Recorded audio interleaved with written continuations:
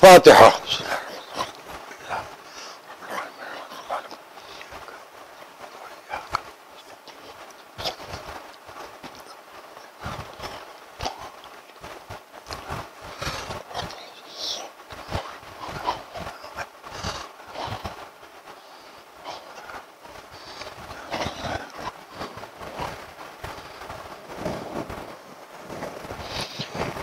اعوذ باللہ السمیع العلیم من الشیطان اللعین الرجیم.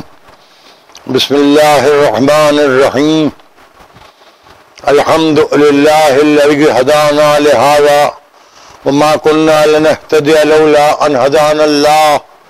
لقد جاءت رسل ربنا بالحق والصلاة والسلام على النبی الأمی العربی القرشی المکی المدنی البطحی الابطحی الطہامی الدافع جیشات الاباطیل والدامغ صولات الالالیل محلن الحق بالحق ابی القاسم محمد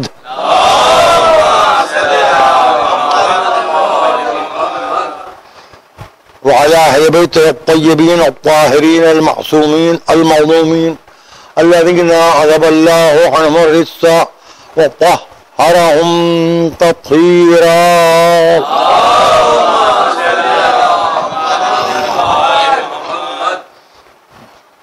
أما بعد فقد قال سبحانه وتعالى في محكم كتابه المجيد ومتقن خطابه الحميد وقوله الحق ومن يعمل مثقال ذرة خيرا يراه ومن يعمل مثقال ذرة شرا يراه.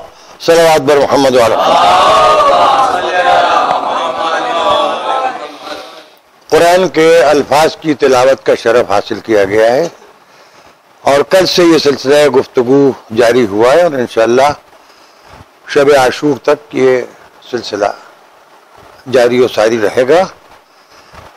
ارشاد احدیت ہے کہ جو ذرہ برابر خیر کرے گا، نیکی کرے گا، بھلائی کرے گا، بھلائی کرے گا، وہ اس کے سامنے ضرور آئے گی، اس کا نتیجہ اس کے سامنے ضرور آئے گا. اور جو ذرہ برابر شر پھیلائے گا یا شر کرے گا تو اس کا نتیجہ بھی اس کو بھگتنا پڑے گا.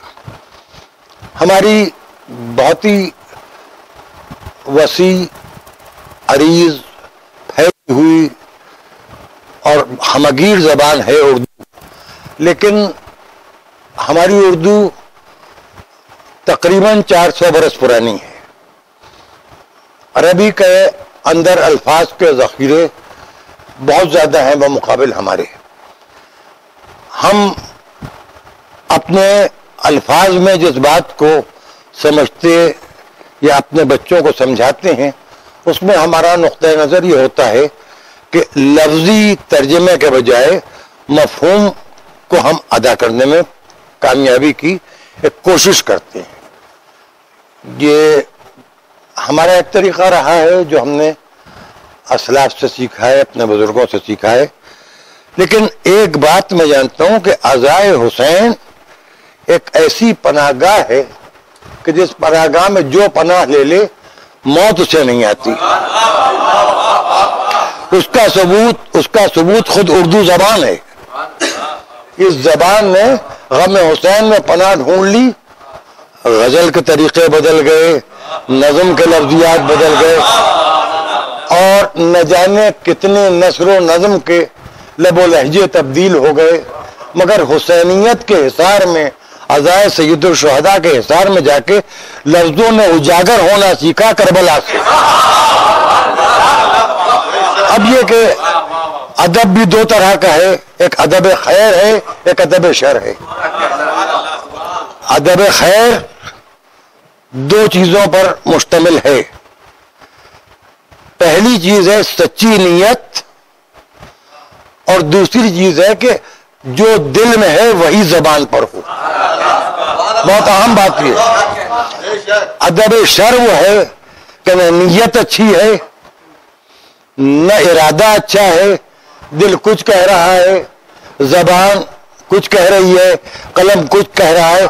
اب سننے والوں کے سننے والوں کے، پڑھنے والوں کے، حکومت کرنے والوں کے مزاج کے مطابق بولنا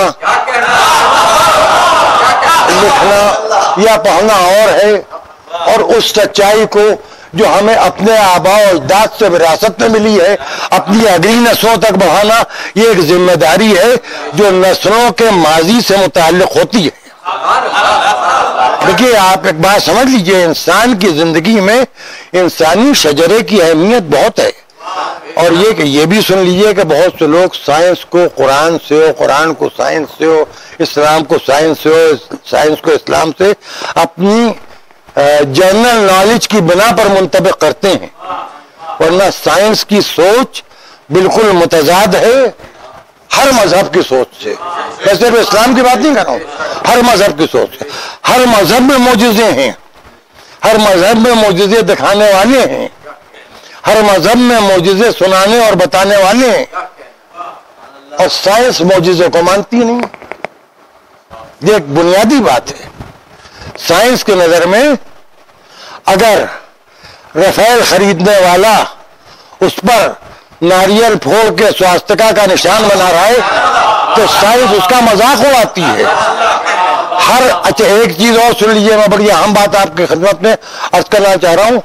آپ کی خدمت سے مراد یہ 5-6 لوگ نہیں ہیں جو یہاں بیٹھے ہوئے ہیں، آپ کی خدمت سے مراد وہ سب حضرات ہیں کہ جو اس وقت سے لے کے کبھی نہ کبھی اس حقیر کو سن کے اس حقیر کو یاد رکھنے کی کوشش کریں گے، ورنہ وادی نسیاں میں اڑتے ہوئے غبار میں مجھے ایسے نہ جانے کتنے ذرے کھو گئے اور آئندہ بھی کھو جائیں گے۔ اس میں قصہ جو ہے وہ وہی ہے جو اقبال نے کہا تھا کہ حقیقت ابدی ہے مقام شبیری،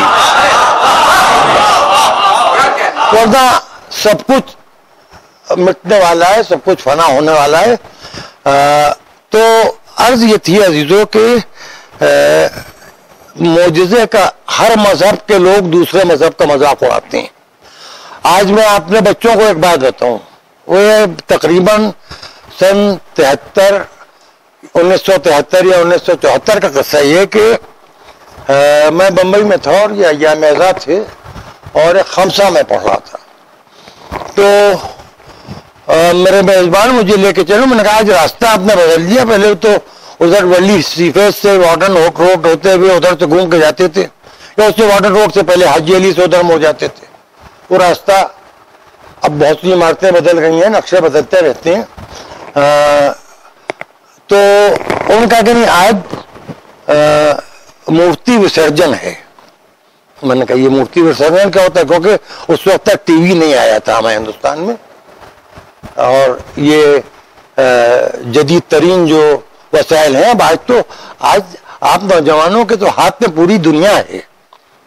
تو ان کا کہ ایسا ہے کہ یہ شری گنیش کی مورتی کی یہاں پوجا ہوتی ہے، سونے کی مورتیاں بناتے ہیں اور ان کے اوپر بہت ہار پھول چڑھاتے ہیں سونے کے اور بہت ہی قیمتی زیورات، اور اس کے بعد وہ لے جا کے اس کو سمندر میں ڈال دیتے ہیں، اور وہ ان کے ہاں ایک عبادت کا ان کا طریقہ ہے، اور یہ چاہتے ہیں کہ ان کی یہ پوجا جو ہے یہ بھگوان ایشور قبول کر لے۔ جو صاحب گاڑی چلا رہے تھے وہ مجھے سنا رہے تھے، پیچھے ظاہر ہے کہ ہر مذہب میں وقرات موجود ہیں تو شیعوں میں کیسے نہیں ہوں گے، پیچھے ایک صاحب بیٹھے ہوئے تھے، کیسے یہ سمجھ میں نہیں آتا کیا یہ فضول خرچی ہے جناب، سونے کی مورتیاں اس کے اوپر مہنگے ہیرے، مہنگے یاقوت، مہنگے روبی، مہنگے پتھر اسٹون چڑھاتے ہیں اور کروڑوں روپے لاکھوں روپے اٹھا کے سمندر میں ڈال دیتے ہیں۔ جی میں نے کہا جیسے ان کی آپ کی سمجھ میں یہ نہیں آ رہا ہے، سنیوں کی سمجھ میں نہیں آتا کہ دریا میں کاغذ ڈالا جائے گا، امام زمانہ تو کیسے ڈالا جائے گا؟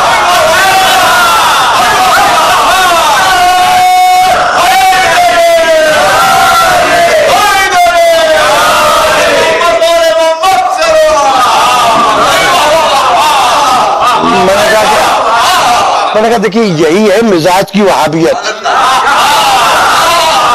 کسی بھائی آپ یہی تو ہے آپ کی سمجھ، بھائی نہیں سمجھ میں آ رہا ہے نہ سمجھ میں آئے، کوئی آپ کون سے اتنے بڑے دنیا کے سب سے بڑے اسکالر ہیں کہ آپ ہر مذہب کو پوری طریقے سے جانتے ہیں، گوتم بدھ کو شروع سے آخر تک جانتے ہیں، ان کی ساری فلسفی آپ نے سمجھی ہے، اور اگر آپ نے سب کچھ سمجھ لیا ہے، آپ نے سارے مذاہب کو سمجھ لیا ہے، یہودیت کو سمجھ لیا ہے، عیسائیت کو سمجھ لیا ہے، ہندوازم کو سمجھ لیا ہے، کرسچینٹی کو، ہر چیز کو آپ نے سمجھ لیا ہے، تو یہ بتائیے کہ آپ نے کمیونزم کو بھی سمجھا، جہاں خدا ہے ہی نہیں، جہاں رسول ہے ہی نہیں، جہاں کوئی آسمانی کتاب ہے ہی نہیں، جہاں کچھ نازل ہی نہیں ہوتا۔ ہم نے تفسیروں میں ہمیں کچھ علماء نے بتایا تھا کہ دنیا میں حضرت آدم جب جنت سے ہٹائے گئے ہیں ایک ترک اولا کے سبب، تو ایک کوہ سراندیب، جبل سراندیب، اس کے اوپر آدم نازل ہوئے، اور وہاں سے وہ سمندر میں چلتے ہوئے ہندوستان سے ہوتے ہوئے آگے بڑھے ہیں۔ حضرت آدم مکے یا مدینے میں نہیں پیدا ہوئے ہیں، بات سمجھیے۔ اب وہی راستہ جو ہے، دیکھیے یہ میں جو بات کر رہا ہوں اس کا یہ مطلب نہیں کہ میں اس کو اس سے مطابق کر رہا ہوں، میں اپنے عقیدے کی بات کر رہا ہوں، اپنے شیعہ اثنا عشری تفسیروں کی جو میں نے علماء سے سنی ہیں اور 2-4 ورق ہجے لگا کے پڑھے ہیں، جس میں چند الفاظ مجھے یاد رہ گئے، تو وہی کوہ سراندیب ہے۔ اب یہاں سائنس کہہ رہی ہے کہ کچھ ہے ہی نہیں، ہندو کہنا یہ ہنومان سیتو ہے، یعنی ہندوستان کے اس سرے سے سمندر کے لے کے اور سری لنکا تک اس سرے تک ایک راستہ ہے۔ اب ہمارے عقیدے میں وہ راستہ ہے، وہ ہنومان سیتو نہیں ہے، وہ آدم جب نازل ہوئے ہیں تو وہاں نازل ہوئے۔ اب آئیے اس کے بعد کیا ہوا، حوا کو جب اتارا گیا، سنیے گا بہت غور سے، یاد رکھیے گا، حوا کو جب اتارا گیا تو عرب کے سمندر کے کنارے ایک جگہ پر اتارا گیا۔ آدم کی اور حوا کی شناخت کنارہ ہے سمندر کا، یعنی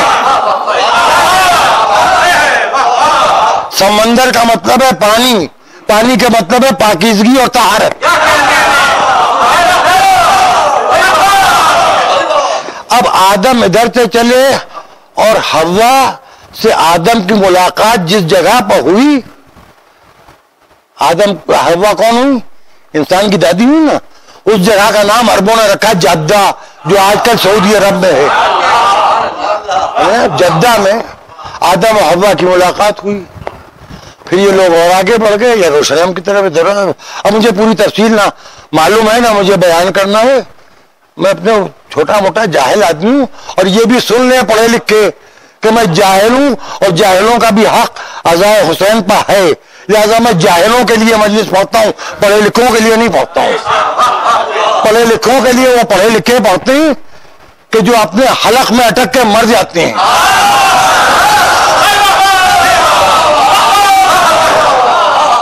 تو بھائی جاہلوں سنو اور غور سے سنو، اور غریبوں سنو اور غور سے سنو۔ دیکھو آدم و حوا، آسمان کے نیچے ایک بیٹا پیدا ہوا، اس بیٹے کا نام رکھا گیا حابیل۔ دوسرا بیٹا پیدا ہوا، اس کا نام رکھا گیا قابیل۔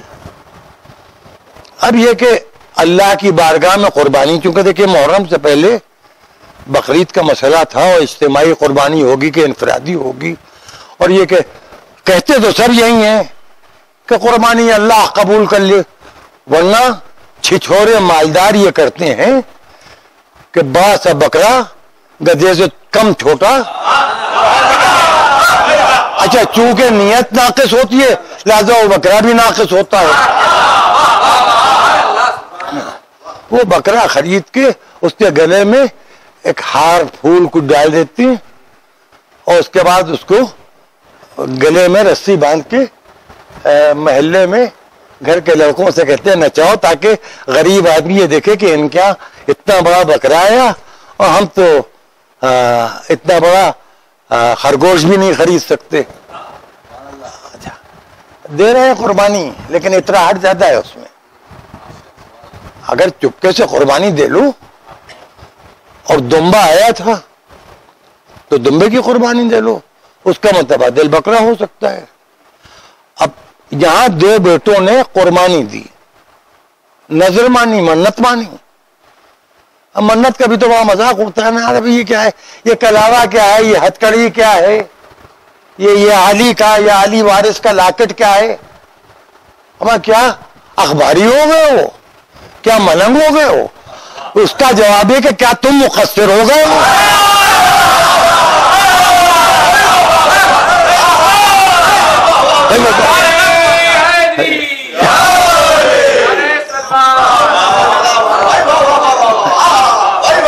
بھیا ہم نے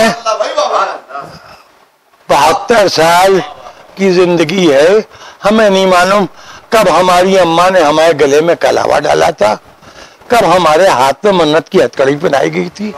اس وقت تک تو ہم کلاوے اور ہتھ کڑی کے مفہوم بھی نہیں جانتے تھے. کچھ سمجھدار ہوئے تو یہ معلوم ہوا کہ یہ سید سجاد کی یاد ہے. اب وہ ہم لوگ بھی ہاتھ پہ کلاوا باندھتے ہیں, تو یہ تو ہندوؤں کا اتباع ہو گیا. تو بھیا اسلامی کپڑے احرام حج ہے,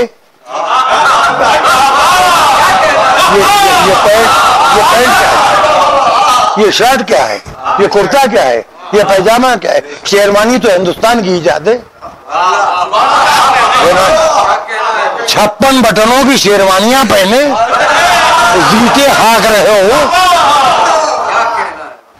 ہاں آپ دیکھیے, جس کی شیروانی میں جتنے زیادہ بٹن ہے معلوم وہ اتنا ہی بڑا گپ مار کا ہے. اچھا باپ بڑے اندھیرے میں بیٹے کا نام پاور ہاؤس,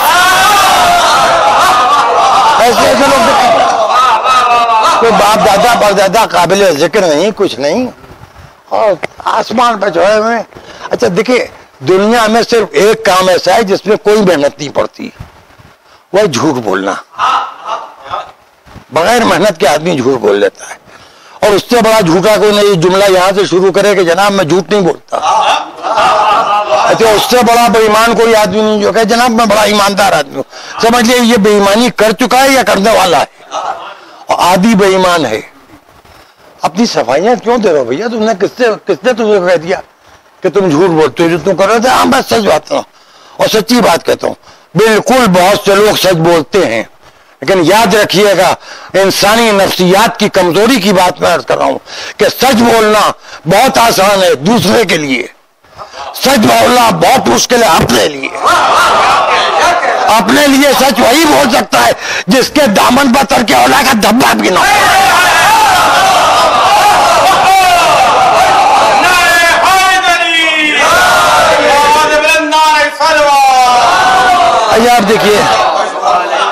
اب دیکھیے یہاں پر میں یہ جو ڈی این اے کی بات میں نے کل کہی تھی, ڈی این اے اپنی جگہ پہ ہے, لیکن اس وقت تو ڈی این اے دونوں بھائیوں کا ایک تھا, حابیل و قابل کا. باپ ایک ماں ایک, کوئی یہ سوتیلے بھائی نہیں تھے کہ ان کی ماں الگ ہو ان کی ماں الگ ہو. دونوں کی تربیت بھی ایک ماحول میں ہوئی.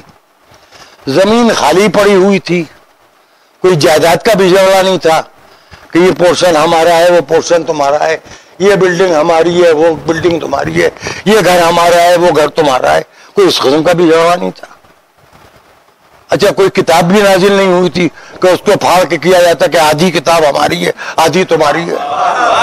ابھی جو لڑائی کے سبب جو ہوتے ہیں, اچھا دونوں کی شادیاں بھی نہیں ہوئی تھیں کہ بیویوں کی وجہ سے دونوں شوہر لوگ ہو گئے. دیکھیے جو اسباب و علل ہوتے ہیں اس وقت کچھ تھا وہاں نہیں, لیکن دونوں کے اندر ایک فرق تھا.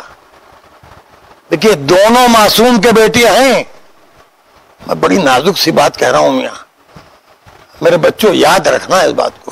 دونوں معصوم کے بیٹے ہیں, بے خطا ماں کے بیٹے ہیں. کیونکہ اس وقت گناہ تھا ہی نہیں تو کرتے کیا؟ اس وقت نہ شراب تھی, نہ جوا تھا, نہ برائی تھی, نہ بدکرداری تھی, کچھ تھا ہی نہیں. مگر یہ کہ ایک کی نیت دکھاوا تھی, ایک کی نیت اللہ کی قبولیت کا ارادہ تھی. جس کی نیت اچھی تھی اس کی قربانی قبول ہو گئی, اور جس کی نیت خراب تھی اس کی قربانی اللہ نے قبول نہیں کی. تو یہ تو پہلے ہی فیصلہ ہو چکا ہے, نیت خراب ہے تو کچھ قبول نہیں ہے. پڑھے جاؤ نماز میں. نیت اچھی نہیں ہے تو کچھ قبول نہیں ہے. روزے رکھ کے مر جاؤ, نیت قبول اللہ قبول نہیں کرے گا اگر نیت اچھی نہیں ہے. کرتے رہو طواف, ہر سال جاؤ حج کے لیے, کرو حج, ناچے جاؤ. اگر نیت اچھی نہیں تو نہ زکوٰۃ قبول ہے, نہ خمس قبول ہے, کچھ قبول نہیں ہے. اب جس کی نیت خراب تھی وہ ہوا صبح کہ اس کی قربانی اللہ نے قبول نہیں کی. بس جیسے ہی اس کی قربانی رد ہوئی اور اس کے دل کا پول کھول دیا اللہ نے. آدم چونکہ نبی تھے لہذا وہ بیٹوں کے باپ ہونے کے بجائے ایک ہدایت کرنے والے نبی کی حیثیت سے رزلٹ انہوں نے آؤٹ کر دیا کہ حابیل کی قربانی اللہ نے قبول کر لی ہے. قابیل کے دل میں وہ جذبہ نہیں تھا بلکہ دکھاوا تھا. لیکن اس میں ہوا کیا, انسان کی زندگی اس وقت جن پریشانیوں کا شکار ہے اس میں سب سے بڑی پریشانی یہ ہے کہ ہم تقریباً روز کئی ٹی وی چینلوں پر, کئی اخباروں میں یہ خبر دیکھتے رہتے ہیں قتل ہو گیا, قتل ہو گیا, قتل ہو گیا. آج ابھی یہ U P news D D U P لگائے ہوئے تھا, لکھنؤ کی نیوز آ رہی تھی, اردو والی دیکھ رہا تھا میں.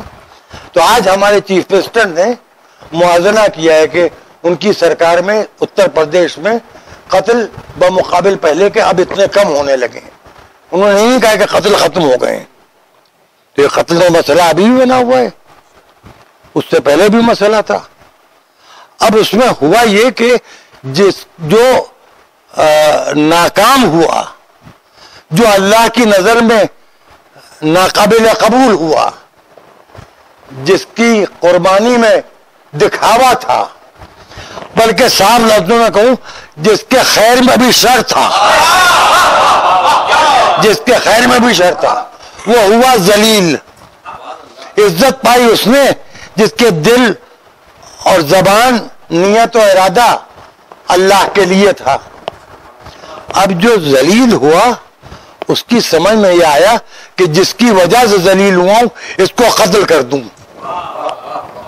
تو انسان کی جان اس وقت لیتا ہے جب انسان کے پاس سوچنے کے لیے کچھ نہیں رہ جاتا. دماغ کی تھکن کا نام ہے قتل. جب عقل کام نہیں کرتی تو آدمی کو قتل کر دیتا ہے. چنانچہ بھائی نے بھائی کو قتل کر دیا. اب جب جناب آدم وہاں پر پہنچے تو جناب آدم نے حابیل کی لاش کو دیکھا اور دیکھتے رہے. آدم نے بھی پہلی لاش دیکھی ہے, وہ بھی اپنے بڑے بیٹے کی, لیکن نبی بھی ہیں. آگے بڑھے, قابیل کو دیکھا. قابیل کے ہاتھ پر خون کے دھبے تھے اور کچھ پتھر تھے جن سے قابیل نے بھائی کو کچل کے قتل کیا تھا. اس وقت کوئی بندوق, تیر, تلوار یہ سب چیزیں نہیں تھی, خنجر وغیرہ کچھ نہیں تھا.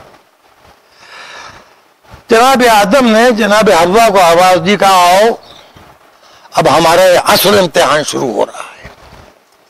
جنت سے آ گئے, پھر آ کے جنت میں دعا کرتے ہیں کہ پروردگار ہمیں جنت میں واپس پہنچا دے, یہ اپنی جگہ پہ, لیکن اس وقت اصل امتحان شروع ہو رہا ہے. فرمایا یا قابیل علیک لعنتی الی قیام یوم الدین, اے قابیل تجھ پر میری لعنت قیامت کے دن تک. یہ قیامت تک روکے گی نہیں لعنت. پہلے انسان نے پہلی لعنت کی ہے, پہلے قاتل پر جو اس کا بیٹا ہے. اس کے بعد حاجرہ سے کہا, اس کے بعد جناب حوا سے کہا کہ بی بی ہمیں اپنے بیٹے کو دفن کرنا ہے حابیل کو, اور 40 دن اس کا سوگ منانا ہے. کہ 40 دن کا سوگ یہ پہلا آدم کا غم کا سکھایا ہوا سبق ہے. 40 دن کی عزاداری یہ آدم نے قائم کی ہے. یہ بدعت آدم کی ہے، یہ فعل حرام آدم کا ہے، یہ ناجائز کام آدم کا ہے، رونا آدم کا، گریا آدم کا، آنسو آدم کے، ماتم آدم کا، آدم کے، یہ ہائے ہائے یہ رونا یہ پیٹنا آدم کا ہے۔ تو جو آدم کی اولادیں روئیں گے، جو ڈارون کی اولادیں ہنسیں گے۔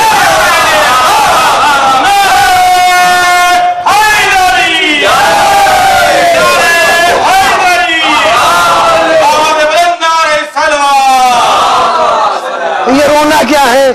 یہ تعزیہ، ہاں، اور کئی بار تعزیہ نہیں رکھنے دیے جا رہے ہیں، لوکل ایڈمنسٹریشن ڈسٹرب کر رہا ہے، پورے ہندوستان میں بے چینی، پورے ہندوستان کا مسئلہ ہے۔ ہم لوگ جو بھی بات چیت کر رہے ہیں اس کا تعلق لکھنؤ شہر کے چند محلوں سے نہیں ہے، ہم پورے ہندوستان کی بات کر رہے ہیں۔ ہم یہ بھی جانتے ہیں کہ کرونا ایک قاتل مرض ہے، اس سے بچ رہا ہے کیونکہ اس کا علاج نہیں ہے۔ کرونا کا علاج نہ ہونا لا علاج مرض میں، اور میں بہت ہی اس وقت اتنی بےتکی بات کہنے کا ارادہ تھا میرا کہ جو مجھ سے پہلے نہ کوئی کہہ سکا ہے اور نہ آئندہ کوئی کہہ پائے گا۔ ہندو ہیں ہندوستان میں 90 کروڑ، شیعہ ہیں 4 کروڑ، جسے ہم بڑھا کے 6 کروڑ کہتے ہیں۔ اچھا ہم چونکہ مائنارٹی کی مائنارٹی ہیں، مسلمانوں کے لیے جو کچھ ملتا ہے وہ ہم تک کے پہنچ نہیں پاتا ہے، تو ہمیں زیادہ چیخنے پیٹنے کا حق بھی حاصل ہے۔ یہی ڈیموکریسی کی اسپرٹ ہے۔ ہم کسی ضیاء الحق کے چھتر چھایا میں تو رہ نہیں رہے، ہم اپنے آزاد ہندوستان میں رہ رہے، یہاں کانسٹیٹیوشن اقلیت کو اس کے حق کی اجازت دیتا ہے۔ تو ہم یہ نہیں چاہ رہے کہ اب 90 کروڑ ہیں ہندو، 4 کروڑ ہیں شیعہ، خدا نہ خواستہ اس زدہ میں یہ بحث جو ہمارے نوجوان بچوں کے دماغ میں، جو پڑھے لکھے ہیں ان کے دماغ میں بھی ہے، اس میں جہالت و تعلیم کو نہیں، یہ تو ہو رہا ہے کہ ان کا تو یہ کام ہو گیا، ان کا تو یہ ہوگا، ہمیں منع کیا جا رہا ہے۔ جی خدا نہ خواستہ 1 لاکھ ہندو کرونا میں مرے اور 1 لاکھ شیعہ کرونا میں مر کے، ریشیو کے اعتبار سے نقصان آپ کا زیادہ ہے کہ ہندوؤں کا زیادہ ہے؟ ذرا سوچیے اس بات کو، عقل کو۔ عزائے حسین میں اگر آپ نے عقل کو دیکھیے، ایک بات یاد رکھیے گا کہ دوسرے مذاہب ہو سکتا ہے، میں یہ نہیں کہہ رہا ہوں کہ ایسا ہے، لیکن میرا اندازہ یہ کچھ مذہب وہ ہیں کہ جو جذبات کی وجہ سے مذہب بنے، جذبات کی وجہ سے مذہب بنے، چنانچہ ان میں اختلافات بھی بہت ہیں، کوئی یوں ہاتھ باندھ رہا ہے، کوئی یوں ہاتھ باندھ رہا ہے، صبح کو دیکھیے اب تو کچھ آواز کم ہو گئی ایک گویے کے کچھ چیخنے پیٹنے سے، ورنہ صبح کو مان ہوا کہ 45 منٹ تک کے صبح کی اذانیں ہو رہی، ایک مسجد کا خدا چپ ہوا تو دوسری مسجد کا خدا بول رہا۔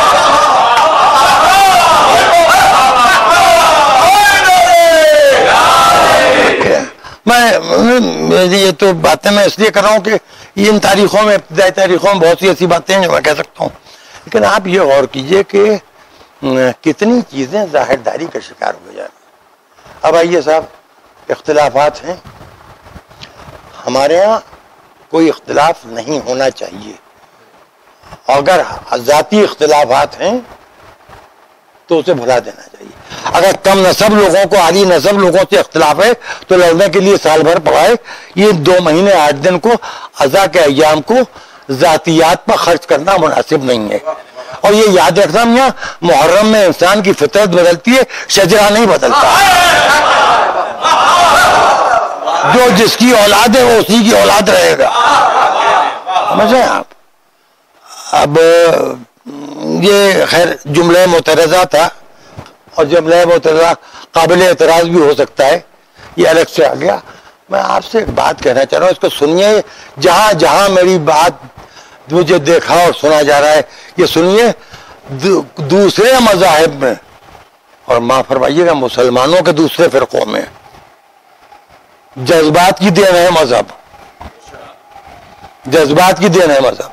ہمارے مذہب میں جذبات مذہب کی دین ہے۔ اگر رسول اتنے عظیم نہ ہوتے تو ہم رسول کے بارے میں اتنے جذباتی نہ ہوتے۔ اگر علی اتنے عظیم نہ ہوتے کہ جو اللہ کا نام وہی علی کا نام، تو ہم علی کے بارے میں اتنے جذباتی نہ ہوتے. اگر سیدہ اتنی عظیم نہ ہوتی تو ہم سیدہ کے بارے میں اتنے جذباتی نہ ہوتے.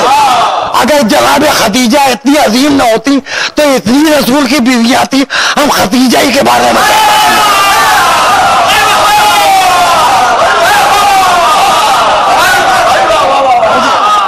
ہم نے کوئی بے حرمتی تو نہیں کرتے. کوئی بھی رسول کی زوجہ ہو، بہرحال وہ خود مومنہ ہونا ہو لیکن مومنین کی ماں ہوتی ہے.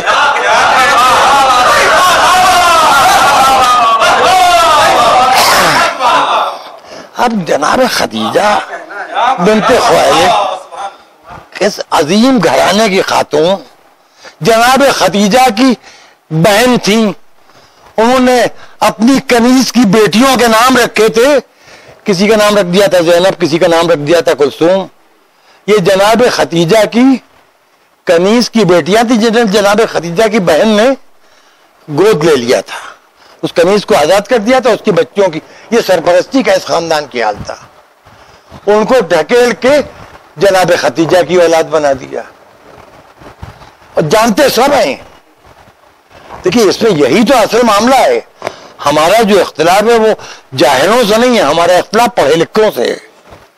یہ پڑھے لکھے لوگ جو ہیں، امیہ غلام زادہ تھا،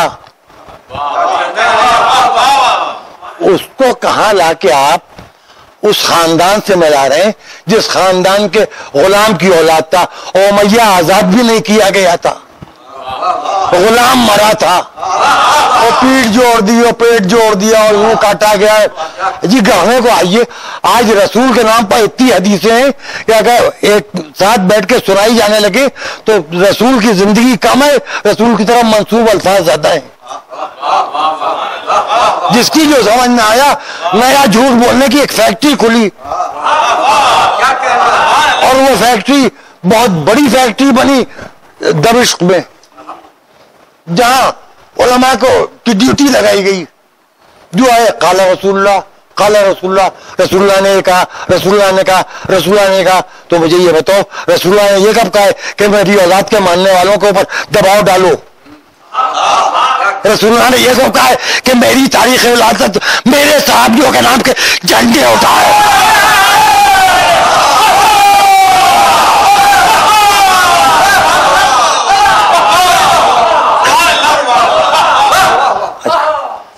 آج تک تم یہ تو طے نہ کر پائے کہ رسول نماز کیسے پڑھتے تھے، کس وقت پڑھتے تھے. آج تک تم یہ طے نہ کر پائے کہ رسول کو روزے کا ترک سحر کب فرماتے تھے، افطار کب فرماتے. ہر بیگم ایک نئی بات لیے ٹہل رہی ہے. اچھا اب دیکھیے میں کچھ کہنا نہیں چاہ رہا ہوں، نہ میں کچھ کہہ رہا ہوں، اور جو میں نے کہا ہے اس کے لیے میں اگر کسی کو برا لگ رہا ہے تو میں الفاظ واپس لے رہا ہوں. میں معافی مانگ لوں گا مگر اپنا نظریہ نہیں بدلوں گا. کسی کو برا لگ رہا ہے بھیا خدا کے لیے میری بات کا برا نہ مانیے. یہ مصلحتوں کی دنیا ہے، آپ کو مصلحت کے ساتھ بولنے والے لاکھوں خطیب مل جائیں گے، ایک کو بے مصلحت بولنے میں دیجیے. ایک میرا ایسا بیتکا صحیح. اچھا اب دیکھیے مجھے اس دنیا میں جو کچھ پانا تھا، جو میرے قسمت میں تھا، یا جو میری اوقات تھی، جو میری حیثیت تھی، اس سے بہت زیادہ مجھے چہاردہ معصومین اور شہداء کربلا کے صدقے میں مل گیا. اور میں نے ایک شعر کہا تھا کہ خدائے رزق تیری روٹیوں کو میرا سلام، خدائے رزق تیری روٹیوں کو میرا سلام، تیرے حسین کی خیرات کھا رہا ہوں میں. اور ایک شعر میں نے کہا تھا، اور وہ شعر بھی میں نے بہت سوچ سمجھ کے کہا تھا، جذبات کے تحت نہیں کہا تھا. اپنی پوری زندگی کا تجزیہ کر کے ایک تخیل ذہن میں آئی اور میں نے اس کو نظم کر دیا تھا کہ میں قبر میں بھی خاک شفا ساتھ لے گیا. اور ہم خانہ کعبہ کے اندر کی مٹی کو خاک شفا نہیں مانتے. ہم مسجد النبی کی مٹی کو خاک شفا نہیں مانتے. بہت صاف لفظوں میں سن لیجیے، ہم کربلا کی اس خاک کو خاک شفا مانتے ہیں جس پر حسین کے غلاموں تک کا خون جذب ہے، خون جون جس زمین پر جذب ہے اس کی خاک کو ہم خاک شفا مانتے ہیں. ہمارے لیے خاک شفا خاک کربلا ہے. تو میں قبر میں بھی خاک شفا ساتھ لے گیا، بیمار تھا سفر میں دوا ساتھ لے گیا.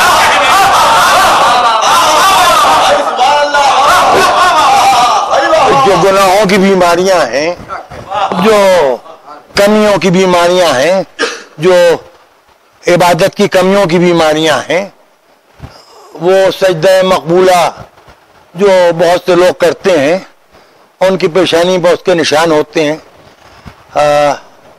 میں کیا آپ سے عرض کروں، شب عاشور اور روز عاشور جب سجدے میں سر رکھا حسین یاد آئے. صرف اللہ کے لیے تو کبھی روئے ہی نہیں ہے، اللہ کے لیے میں رویا ہی نہیں. میں رویا تو حسین کے لیے رویا، اور کبھی کبھی میں اپنے غموں میں بھی رویا ہوں جس کے لیے جناب سیدہ کے رومات سے شرمندہ ہوں. یہ اس میں بھی میں نے ایک شعر کہا تھا، سنا دوں آج آپ کو، معلوم نہیں کو جی چاہ رہا ہے. بہت آپ میں سے جو یہاں سامنے یہ نوجوان بیٹھے ہوئے ہیں، آپ لوگوں کی پیدائشوں سے بھی بہت پرانا شعر ہے کہ میں اپنے غم میں بھی رویا ہوں اکثر، میں اپنے غم میں بھی رویا ہوں اکثر، تیرے غم سے مجھے شرمندگی ہے.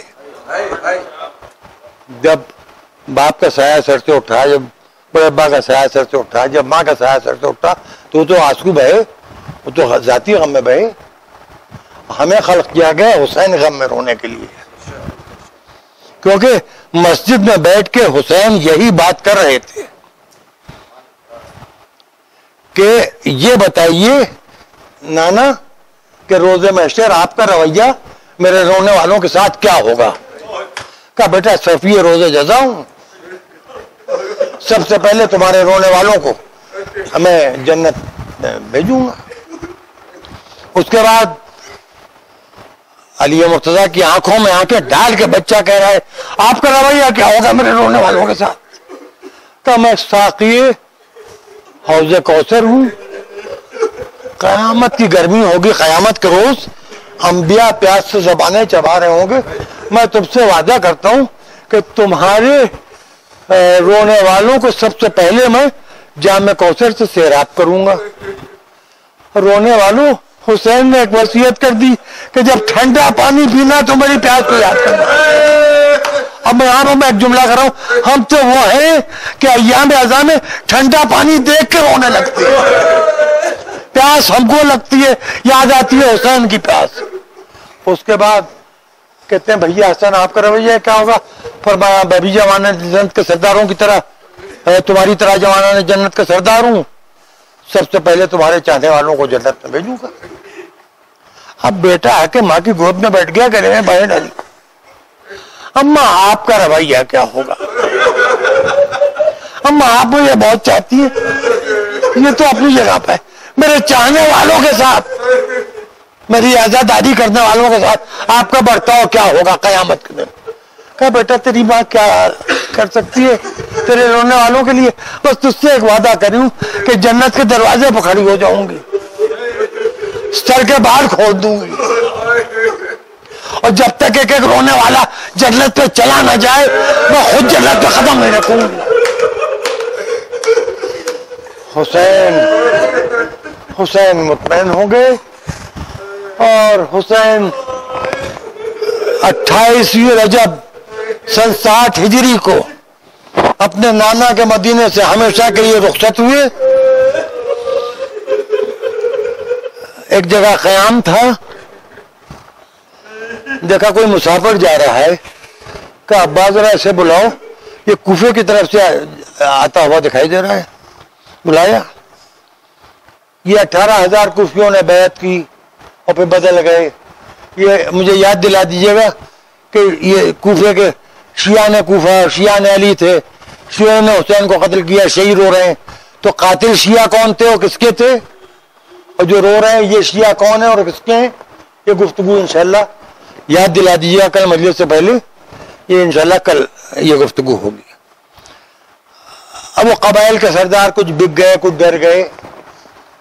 اس میں سب سے عام شخصیت کو دارالعمارہ میں بلا کے شہید کر دیا گیا، ان کا قبیلہ بھی خوفزدہ ہو گیا۔ بہرحال حسین ابن علی کو 18,000 کوفیوں نے خط لکھے تھے۔ سب سے زبردست خط جو تھا وہ شمر ذی الجوشن کا تھا، بڑا جذباتی، تاریخ میں محفوظ ہے وہ عبارت، ضائع نہیں ہوا ہے وہ خط، شمر کا خط۔ تو اب شمر اگر شیعہ تھا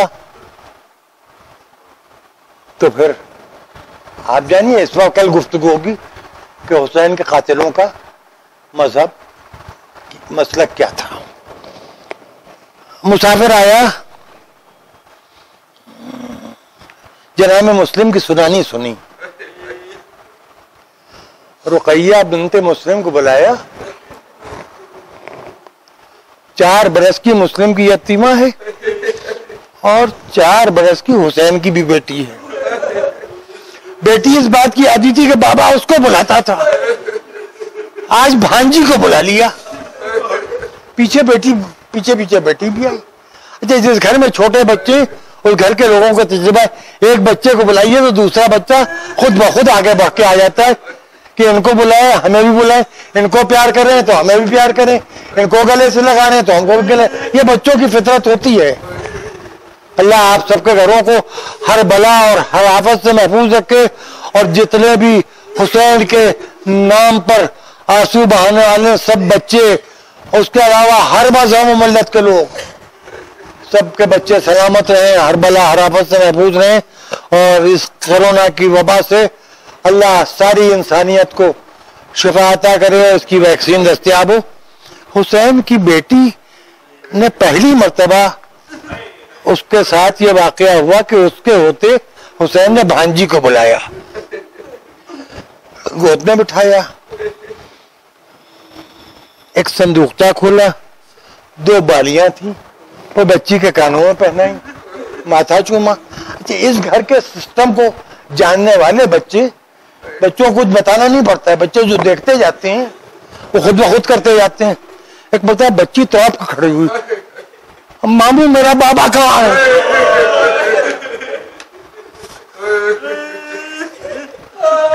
کہا آؤ بیٹھو میری گود میں بیٹھو، اتنا بے چین کیوں ہو گئی؟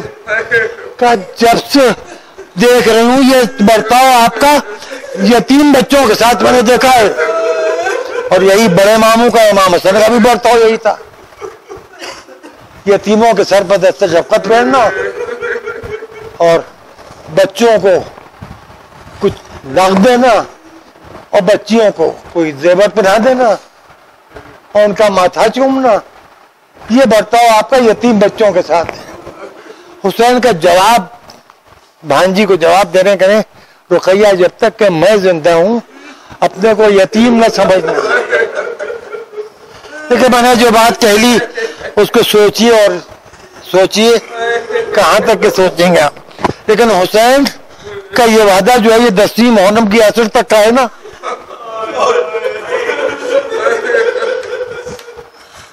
اب دوسری محرم کو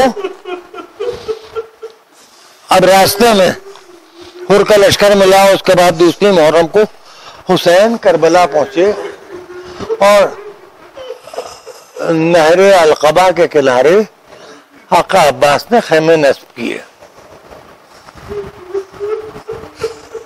خیمے نصب ہو گئے۔ جناب زینب عماری سے اتری اور اتر کے خیمے میں داخل ہونے سے پہلے چیخ مار کے روئیں، کہا فضہ بھیا کو جلدی بلاؤ۔ امام حسین آئے، بہن کیوں رو رہی ہو؟ کہا بھیا ہم نے اپنے خاندان میں یہ سنا ہے کہ اگر کوئی بیوی کسی زمین پر پاؤں رکھے اور وہاں کا زرد رنگ کا غبار دھول اڑ کے اس کے سر پر چلی جائے تو وہ مصیبت میں مبتلا ہو جاتی ہے اور اس کے بھائیوں کی جان خطرے میں پڑ جاتی ہے۔ بھیا جیسے ہی میں نے زمین پہ پیر رکھا غبار اٹھا اور میرے سر پہ آیا۔ کہا بہن ہاں ہونا تصفیے کو دباؤ نا بہن، یہی تو ہمارا خون بہے گا، یہیں ہمارا امتحان ختم ہوگا، یہیں سے تمہارا امتحان شروع ہوگا، جاؤ خیمے میں جاؤ زینب۔ یہ بات ہوں، اب کچھ لوگوں نے لشکر یزید یہ دباؤ ڈال رہا ہے کہ خیمے دریا کے کنارے سے ہٹا لیے جائیں۔ آج مجلس کچھ تھوڑی تورانی ہو گئی، میں نے کل کوشش کی تھی کہ 45 منٹ کے اندر ختم کر دوں، چلیے بس مجلس مکمل ہو رہی۔ حضرت عباس نے کہا خیمے تو دریا کے کنارے سے نہیں ہٹیں گے۔ اچھا دیکھیے، صحرا میں ایک تو دریا ہوتے بہت مشکل سے، پھر پیاسوں کو سب زیادہ ضرورت دریا کے کنارے کی ہوتی ہے، اور پیاسوں کے بوڑھے بھی ہیں، چھوٹے چھوٹے بچے بھی ہیں، 6 مہینے کا بچہ بھی ہے، دودھ پلانے والی ماں بھی ہے، عورتیں بھی ہیں۔ جب اصرار بڑھا جناب عباس نے تلوار کھینچ کے زمین پر ایک لکیر کھینچی، کہ یہ لکیر کھینچ دی ہے، جس کی قضا آئی ہو اس لکیر سے گزر کے دیکھے۔ آقا حسین کے پاس یہ اطلاع پہنچی کہ شہزادہ عباس نے حالت جلال میں تلوار نکال لی ہے۔ امام حسین آئے، عباس کو دیکھا، اس طرح طواف کیا عباس کا 7 مرتبہ جیسے حاجی خانہ کعبہ کا طواف کرتا ہے، آنکھوں میں آنسو، ہونٹوں میں مسکراہٹ، یا سبحان اللہ یا ماشاء اللہ۔ اور اس کے بعد گئے، جناب زینب کو آواز دی، بہن یہاں ہو، آج میرا عباس اس جلال میں ہے جو کبھی کبھی بابا کو آتا تھا۔ جب رسول کی جان خطرے میں ہوتی تھی اور بابا ان کی حفاظت کر رہے ہوتے تھے تو بابا کو جو جلال آتا تھا، آج عباس کے تیور، چتون، انداز، غیظ و غضب، جلال حیدری ہے آج عباس میں، اور میں عباس کو اس وقت روک نہیں پاؤں گا، حالانکہ عباس میرے اشاروں کے مطابق چلنے والا بھائی ہے۔ زینب تم چاہو تو عباس رک جائیں، ہم نہیں چاہتے کہ ہم پر یہ الزام آئے کہ ہم نے جنگ شروع کی، ہم دفاع چاہتے ہیں، جنگ نہیں چاہتے۔ جناب زینب کا بھیجا کوئی مسئلہ نہیں ہے، فضا ادھر آؤ۔ فضا قریب آئی، کہا جا کے عباس سے کہہ دو کہ تلوار لے کے واپس آئے، ورنہ میں بغیر چادر کے خیموں سے باہر نکل آؤں۔ فضا نے جا کے کہا چھوٹے شہزادے بڑی شہزادی کہہ رہی ہیں کہ آپ واپس ان کے پاس جائیے، ورنہ وہ ابھی بے ردا بغیر چادر کے خیموں سے نکل کے آپ کے پاس آ جائیں گی۔ عباس نے سنا، دوڑتے ہوئے آئے، جناب زینب کی چادر پر سے تلوار کو صدقہ کیا، زمین پر بیٹھے، کٹے پر رکھ کے تلوار توڑ کے تلوار کے دونوں ٹکڑے جناب زینب کے ہتھوں میں ڈال دیے۔ سیدانی جب تک کہ یہ غلام زندہ ہے کبھی بے ردا خیموں سے نکلنے کی بات نہ کیجیے گا۔ اے عباس، عصر عاشور آ جاؤ، خیمے جل گئے، چادریں چھن گئی، بے ردا سیدانیاں ایک خیمے سے دوسرے خیمے سيعلم الذين ظلموا أي منقلب ينقلبون اللهم تقبل منا إنك أنت السميع العليم.